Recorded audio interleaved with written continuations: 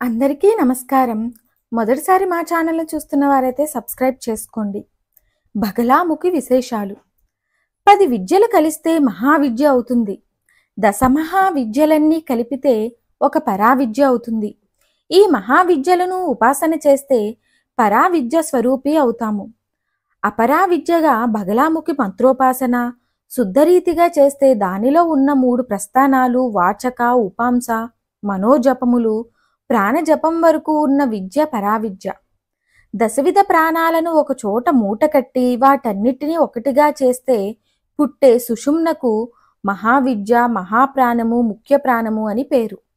ఈ రహస్యము చాలా మందికి తెలియదు. తెలిసినట్లు నటించుటం వేరు, స్వానుభూతమవటము వేరు. గహనాతి గహనమైన స్వానుభూతి రహస్యాన్ని సర్వులకు విదితం చేయటం సమంజసం కాదు. కారణం, ఒక మహాశక్తిని కనుగొనటం అతి కష్టతరం. ఆ శక్తిని మన కైవసంలో ఉంచుకోవటం అంతకంటే దుస్సాధ్యము. అది మనం ఆవిష్కరించకపోతే ప్రళయాన్ని సృష్టించగలదు. ఈ సిత్వము చేత, వసిత్వము చేత దానిని గుప్పెట్లో పెట్టుకోకపోతే విలయతాండవము చేయగలదు. అప్పుడు మనం నాశనమవుతాము. మన చుట్టూ ఉన్న సృష్టి కూడా ఆ జ్వాలాకీలల్లో భస్మమవుతుంది. అందుకు ఉదాహరణ నేడు మనకున్న అణ్వాయుధాలు. న్యూక్లియర్ ఆయుధాలు ప్రచండమైన ఆయుధముల అణుశక్తిని విస్ఫోటం చేయుట తెలిసింది గాని దానిని శాసించటము, ఉత్తమోత్తమైన సేవగా శాంతిని అందించే రీతిగా దానిని మలుచుకోవటం మనకి తెలియలేదు. అది మన శాస్త్రవేత్తలందరికీ యొక్క అవిద్యాభాగము. అట్లే ఈ మంత్రములన్నీ కూడా ప్రచండమైన శక్తివంతములైన మంత్రాలు. వాటిని మన చేతిలోకి తీసుకోవడానికి ఎంతో చెయ్యాలి. స్వాధీనం కాగానే సరికాదు, ఇష్టకామ్యాన్ని తీర్చడానికి శాసించే ఆత్మశక్తి కోసం కూడా అంతఃపూర్వమే తపస్సు చేయాలి. అలా చెయ్యక కేవలం శక్తిని మాత్రమే పొందుదామన్న వారికి ఈ మంత్రాల వలన నాశనమే కాని మరి ఇంకేమీ జరగదు. మంత్రవేత్త తుచ్చుడు, నీచుడు అయితే ఆ శక్తిని స్వాధీనం చేసుకొని లోక కళ్యాణముకు బదులు లోకనాశనానికి ప్రయోగాదులుగా ఉపయోగిస్తాడు. దశమహావిద్యలను కేవలం మంత్రాలుగా తీసుకుంటే అంత శ్రేయోదాయకము కాదు ఉపాసకునికి.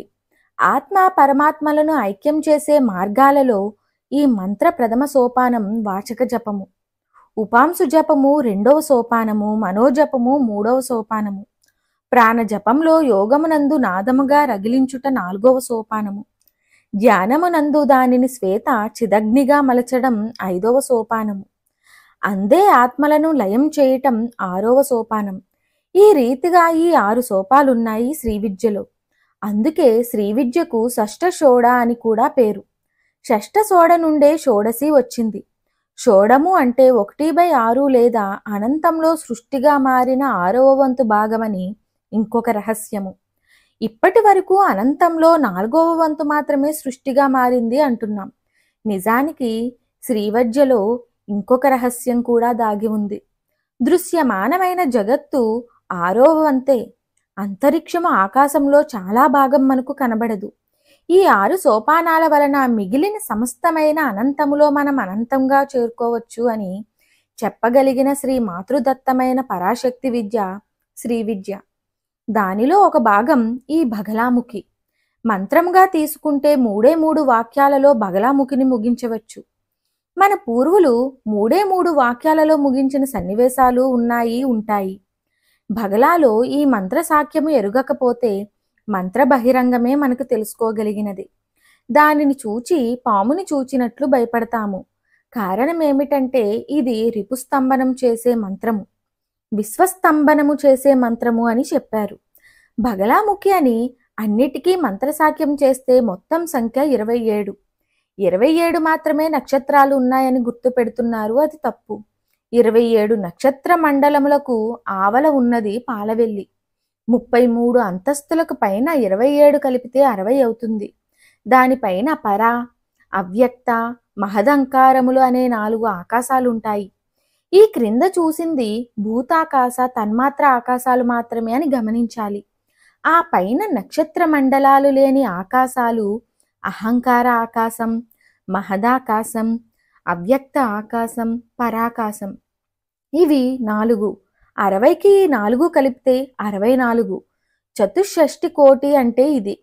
చతుషష్ఠి కోటి యోగిని ఘనసేవి అని లలితా సహస్రనామంలో ఉంది. ఇవి అన్నీ అమ్మవారి యొక్క 64 యోగిని దేవతలు అని రహస్యం. అవి మనకు కనిపించవు. మనకు కనిపించే, వినిపించే, స్వానుభూతమయ్యే సర్వానికి ఆమె అధిదేవత. అన్నిటినీ ఏక సంఖ్య చేస్తే 9 అవుతుంది. ఏకత్వము అంటే అనంతము. ఆది మధ్యాంతములను రెండిటినీ ఒకటిగా కలవగలిగిన అనుసంధాన కలయే 9. నవో నవో భవతి. ఆదియే తర్వాత పరానాదమై పరావాక్కు అయ్యి ప్రణవమైంది. ఆ ప్రణవం యొక్క త్రివిధములైన ఆరాధనా విశేషమే శ్రీ విద్యలో మహావిద్యగా, అందులోని అంతర్భాగముగా ఈ మగలాముఖిని తెలుసుకోవాలి. ఈ వీడియో కనుక నచ్చినట్టయితే లైక్ చేయండి, షేర్ చేయండి, కామెంట్ రూపంలో మీ అభిప్రాయాన్ని తెలియచేయండి. అలాగే మా ఛానల్కు కొత్తగా వచ్చిన వారైతే సబ్స్క్రైబ్ చేసుకోవడం మర్చిపోకండి. పక్కనే ఉన్న బెల్ ఐకాన్ను క్లిక్ చేయండి.